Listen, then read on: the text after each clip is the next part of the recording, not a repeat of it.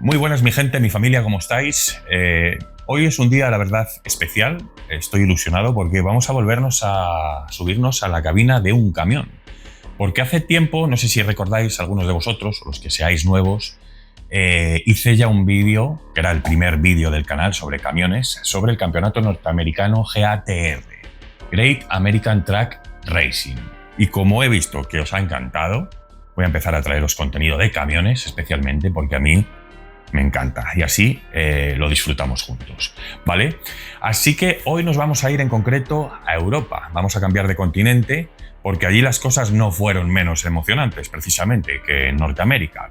Vale, os pongo en situación. Estamos en el circuito del Jarama, aquí en España, mes de octubre de 1995. Y allí imaginaros a un sueco, el típico de melena rubia, ya sabéis, de unos 48 años, y estaba al volante de un Mercedes y se acaba de proclamar campeón de Europa de camiones. Su nombre completo era Carl Edward Tommy Vargard, conocido en los paddock como Slim Vargard, ¿no?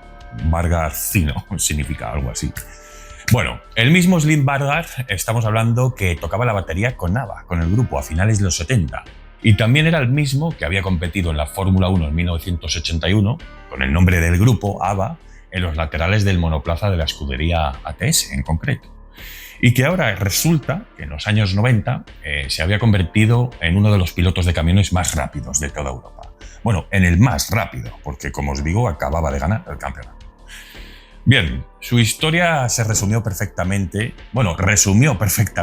el por qué el ETRC, el European Truck Racing Championship de los años 90, se había posicionado como el campeonato de motor más estrambótico, se puede decir, brutal y fascinante de todo el continente.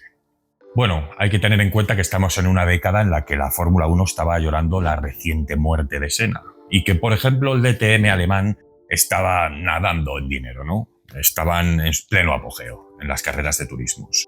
Sin embargo, aquí en estas gradas, y aunque no esté tan sumamente documentado, teníamos a lo mejor 200.000 aficionados que se apiñaban en Nürburgring año tras año para ver a Volvo, a MAN, a Mercedes o a Renault destrozarse a 160 km por hora por una curva, con motores enormes, colosales, diésel, por supuesto.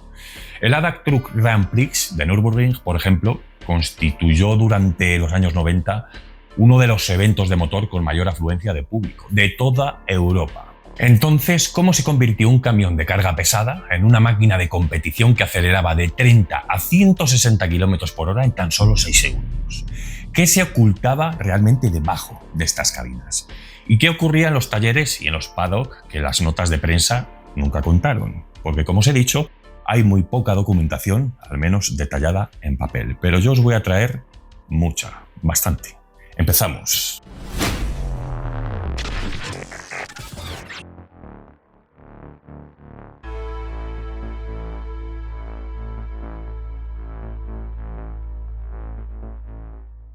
La FIA otorgaría el estatus de campeonato oficial al European Truck Racing Championship en 1985. Y en los despachos de la organización nadie supo anticipar que aquella resolución burocrática iba a desencadenar un fenómeno de masas incontrolable. Y además es que el certamen germinó desde la más absoluta improvisación. Aquel año primigenio coronó el británico Rod Chapman, quien se impuso al volante de un Ford Cargo, que no era más que un vehículo de reparto diurno modificado a contrarreloj en un taller convencional. Estamos ante un primer reglamento que dividía la parrilla en 3 categorías diferenciadas por un peso mínimo y cilindrada, denominadas como clases A, B y C. Aquella segmentación resultó ser tan enrevesada, inicialmente, que los propios pilotos contemplaban las mangas sin saber con certeza quién lideraba la clasificación real en la pista. Esta compleja estructura de 3 divisiones coexistió de forma inalterada hasta 1994, año en el que la FIA simplificó el panorama reduciendo el ecosistema a 2 únicas subdivisiones, los Super Racetracks y los Racetracks. Durante los primeros años de la década de los 90 ya se habían definido las construcciones de unas máquinas que derivaban directamente de los vehículos industriales que operaban en las carreteras de toda Europa. El Mercedes 1450S con el que Thomas Hermann se alzó con la corona de la clase C en 1990 ejemplificaba aquella era de brutalidad mecánica. El camión empleaba un bloque V10 de inducción forzada, el OM443LA, con una cilindrada descomunal de 18,2 litros.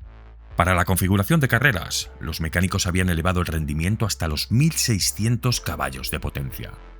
En aquellos boxes no existían ingenieros de dinámica vehicular ni especialistas en telemetría. Las personas que extraían semejante rendimiento del metal eran mecánicos de los talleres oficiales de postventa de la marca, mecánicos tradicionales. Aquellos hombres forzaban las culatas y el sistema de sobrealimentación hasta el límite absoluto de la tolerancia térmica del bloque, aplicando una ingeniería de guerrilla que convertía camiones destinados a la obra pesada en velocistas puros de circuito. El punto de inflexión definitivo ocurrió en 1994, con la instauración de la categoría Super Race Trucks. El nuevo reglamento transformó el campeonato, permitiendo que los vehículos abandonaran su naturaleza de camión modificado para convertirse en auténticos chasis de carreras cubiertos por una carrocería de camión. Mercedes respondió de inmediato con el 1834S, una montura que albergaba en su interior un V6 biturbo catalogado bajo el código OM441LA de 11,9 litros. Este propulsor entregaba 1.250 caballos de potencia directa al eje trasero, mientras que la electrónica limitaba por ley la velocidad máxima a 160 km por hora en todos los camiones, para evitar catástrofes en las escapatorias, obviamente. La evolución técnica no se detuvo ahí, y en 1996 la firma de Stuttgart introdujo el motor OM501LAR. Este bloque V6, ahora con 12 litros, incorporaba un sofisticado sistema de inyección de alta presión y un nuevo intercooler más eficiente. Y todo esto vino por un cambio de reglamento que vamos a ver a continuación. El rendimiento escaló hasta los 1.496 caballos de potencia, obligando a los pilotos a gestionar una entrega de energía salvaje en unas masas que debían respetar por reglamento un peso mínimo estricto de 5.300 kilos. Bueno, detrás de las pomposas, entre comillas, notas de prensa que facilitaban con cuentagotas las marcas, pues se escondía una guerra física y estructural realmente sin cuartel, que estaba gobernada por como siempre, la aparente contradicción del reglamento FIA, ¿no? Qué raro en este caso. La norma aquí exigía mantener intacta la silueta exterior, ¿no? Es decir, la chapa de acero estampada y las cotas geométricas de la cabina de serie para que el público reconociera el modelo de producción en la pista, porque aquí también se aplicaba lo de ganar el domingo para vender el lunes, aunque fuese en camiones, ¿no? Es todo un clásico. Pero por otro lado, la misma federación obligaba por seguridad a despojar por completo el habitáculo de cualquier elemento inflamable o de confort. Así que, en los talleres oficiales, los mecánicos pasaban semanas desguazando los interiores, arrancando literas, salpicaderos, plásticos, aislamientos, guarnecidos, es decir, todo, absolutamente. Una vez finalizado todo este proceso de retirada, pues sobre ese armazón de metal desnudo se soldaba una intrincada, una compleja, por así llamarla, jaula de seguridad de acero, sin costura en este caso, una ST52 o similar, que estaba anclada directamente a los largueros del chasis y en este caso lo que buscaban era retener o aproximarse lo más posible a los 5.300 kilos mínimos exigidos por el reglamento y además intentar bajar el centro de gravedad de unos colosos que, como sabemos, eran físicamente propensos al vuelco, a altas velocidades, por supuesto. Soportar un par motor salvaje de hasta 5.500 Nm obligó a los ingenieros a descartar las transmisiones de competición ligeras y a recurrir a las cajas de cambios de camión de calle, las ZF16S EcoSplit de 16 velocidades. Sin embargo, en el taller eran destripadas por completo. Se anulaban todas las relaciones cortas destinadas a la carga pesada y se configuraba un escalonamiento cerrado de entre 4 y 6 marchas funcionales. Los semiejes se sustituían por piezas forjadas en acero de alta resistencia torsional, para así evitar que se retorcieran al abrir gas, mientras que los embragues convencionales dejaban paso a un multidisco desarrollado por la empresa Sachs Racing. Este componente era vital para reducir la inercia rotacional del volante motor y para digerir las brutales reducciones necesarias para retener 5 toneladas lanzadas en la entrada de las curvas. Como decía, el reglamento exigía que la silueta exterior de la tractora fuese perfectamente reconocible para el comprador común. Era, evidentemente, un corsé estético que complicaba la aerodinámica general. Sin embargo, dentro de ese margen tan estrecho, La imaginación de los ingenieros encontró algunas lagunas reglamentarias para esculpir faldones delanteros, carenados laterales y difusores traseros que los comisarios de la FIA no habían previsto en las primeras redacciones del código técnico.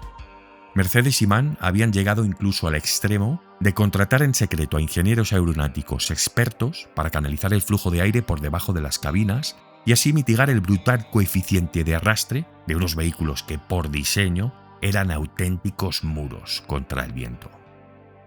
Pero el gran calvario técnico de estas bestias obviamente eran los frenos, ¿no? Que era un elemento que no admitía la refrigeración por conductos de aire tradicionales, como por ejemplo en la Fórmula 1 los GTs, dado que el inmenso volumen de las llantas de los camiones obviamente sellaban todo el conjunto, no dejaban ningún paso de aire. Así que la solución fue una excentricidad de la ingeniería de guerrilla, de taller, de barrio, como digo yo, ¿no? Porque estos chasis albergaban depósitos de agua de 200 litros que estaban dedicados exclusivamente a pulverizar líquido directamente sobre los discos de acero. Y aquí teníamos las dos caras de la moneda, de la competición, porque obviamente los equipos con respaldo de fábrica tenían sistemas mucho más sofisticados y automatizados. Es decir, que inyectaban el agua en cuanto el piloto rozaba el pedal, ¿no?, de freno. Y los equipos privados, por el contrario, utilizaban sistemas más rudimentarios, no tenían tanto presupuesto, con relés de tiempo que alternaban ráfagas de aspersión y descanso en ciclos de unos 5 o 10 segundos, más o menos. Pero esto además tiene un aliciente muy bueno, el tema de los depósitos, porque los pilotos además en este caso debían gestionar y modificar a lo largo de toda la carrera su pilotaje, su conducción. Porque obviamente a medida que el depósito de 200 litros se consumía, se iba vaciando, también se iba alterando el reparto de pesos del conjunto, es decir, la dinámica de la tractora. El ecosistema humano del campeonato en los 90 devoraba cualquier lógica de las disciplinas tradicionales. Porque la cúspide de la categoría perteneció a Steve Parris, un hombre curtido en el asfalto del Mundial de Motociclismo de 500 centímetros cúbicos en 1981, como compañero de la leyenda Barry Sin en el equipo oficial Suzuki.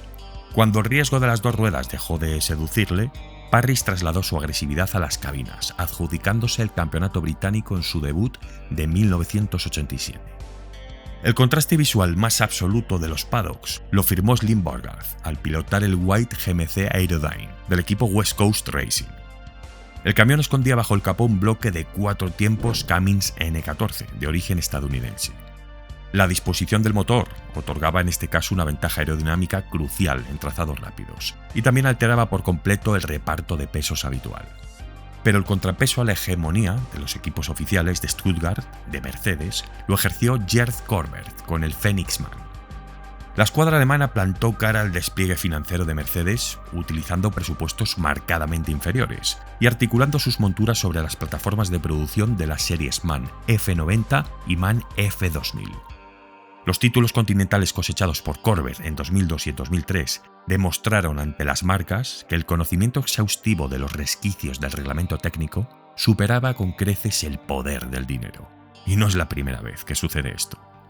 Y la nómina de rarezas de la parrilla se completaba quizás con la irrupción del constructor finlandés Sisu y su exótico modelo SR340. Prácticamente invisible en los mercados comerciales fuera de Escandinavia, este camión se convirtió en un rival letal en la división Racetracks. En manos de pilotos como el finlandés Harri Lustarien o el checo Martin Kolok, el SR340 encadenó victorias consecutivas que forzaron al resto de la parrilla a respetar las siglas de una marca cuya existencia ignoraban por completo antes de que el semáforo se pusiera en verde por primera vez. El ABS y cualquier tipo de ayuda electrónica estaban estrictamente prohibidos. Y retomando el tema de la frenada, es importante matizar que el tacto en este caso era, como diría, una quimera, ¿no? Porque estamos ante un sistema neumático que funcionaba con aire comprimido a una presión máxima de 12 bares. Así que el piloto estaba modulando las deceleraciones pisando un resorte neumático tan rígido que aislaba por completo cualquier tipo de feeling entre el pedal y el pie. Y ojo, porque el tema de los depósitos, gestionar el tema de la capacidad de los mismos, también requería básicamente un cálculo milimétrico. Porque, por ejemplo, en un asfalto abrasivo como el de Misano o en las brutales frenadas de Nürburgring, vaciar el tanque antes de la última vuelta podía equivaler o podía desembocar en que derritieses las pastillas y terminases contra el muro directamente. El secreto de la violencia desatada en la pista residía en unos bloques de fundición pesada capaces de resistir exigencias mecánicas realmente extremas. Eran unidades biturbo de más de 1500 caballos de potencia, con un régimen de giro que apenas alcanzaba las 2300 revoluciones por minuto.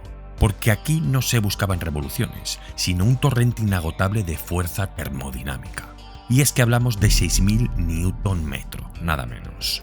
Cada detonación en el interior de aquellos cilindros generaba un empuje masivo que había sido concebido originalmente para arrastrar convoys de 40 toneladas o más. De hecho, el bloque original de Mercedes, por ejemplo, de carreras, descansa hoy en el Museo de Mercedes-Benz de Stuttgart, expuesto como un monumento a una era donde el rendimiento se conseguía a base de aumentar el cubicaje sin contemplaciones.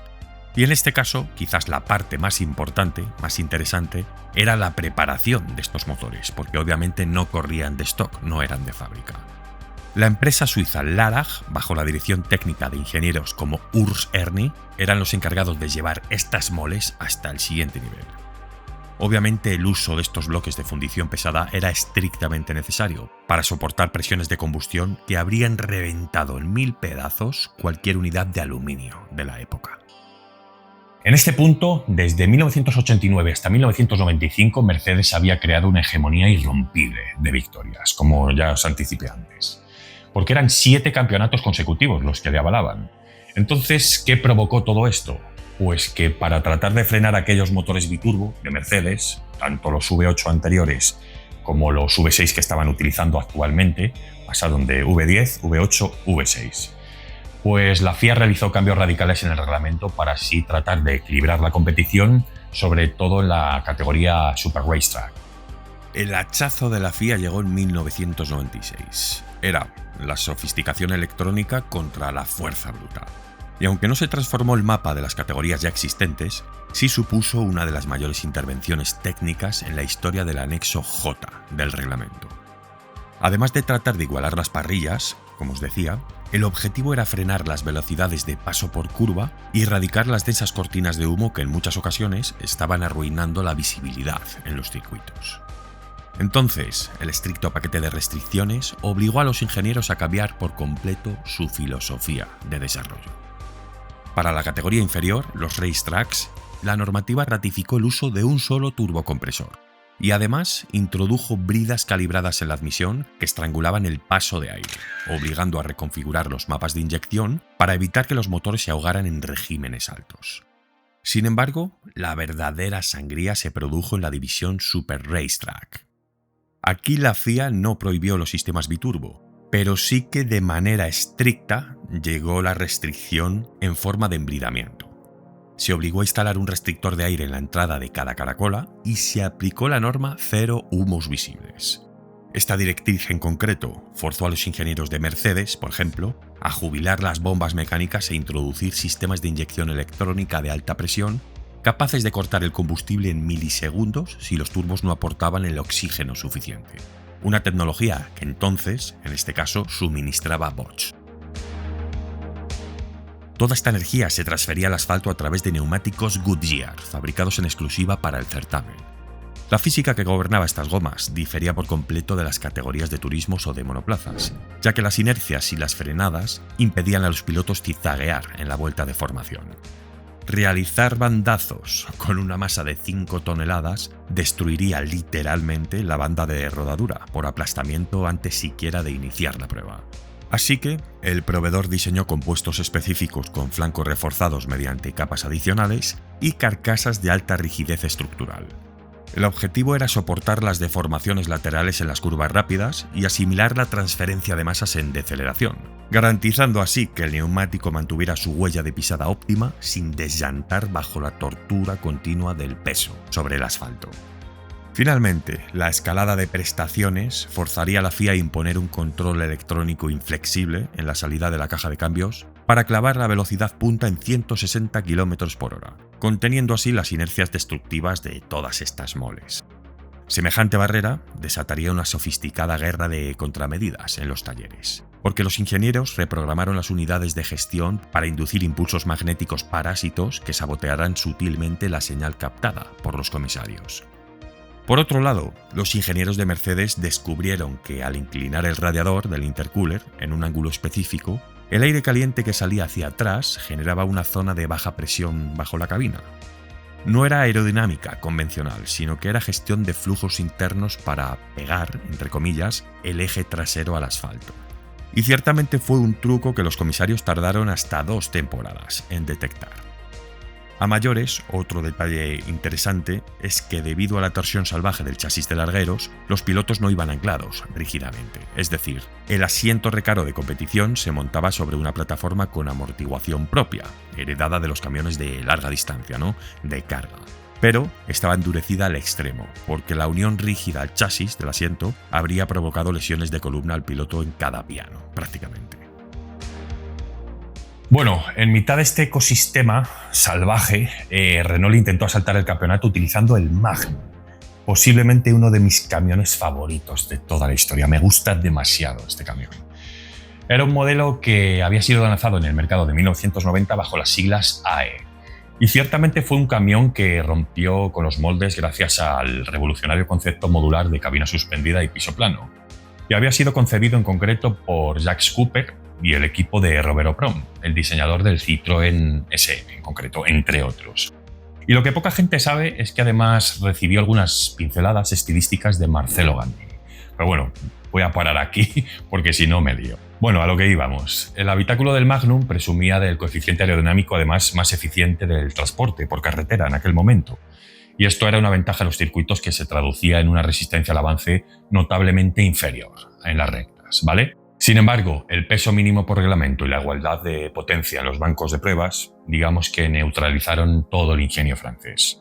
Así que el Magnum sí que cosechó el prestigioso galardón de ser el Track of the Year en 1991, pero jamás logró someter a las pistas europeas con la autoridad que, digamos, demostró en los escaparates comerciales. Bueno, aquel universo de excesos colapsó, se puede decir así, en 2001, cuando Mercedes retiró su soporte oficial, apagando, digamos, el eco de una ingeniería salvaje que lograba frenar 5 toneladas con agua a presión directamente en los frenos y digerir 5.500 Nm de par con cajas de cambio prácticamente de calle, Bueno, mi gente, espero que os haya gustado. Ponérmelo en los comentarios, dejarme también ideas para siguientes vídeos de camiones. Sabéis que me encantan y a partir de ahora van a estar muy presentes en el canal. Y ya sabéis, un like, compartir con colegas, foros, grupos y suscribiros si no lo estáis, porque así os avisa de los próximos vídeos que voy a traer, que tengo un calendario muy top. Mil gracias, como siempre, por estar aquí hasta el final y nos vemos en el siguiente vídeo. Un saludo, amigos.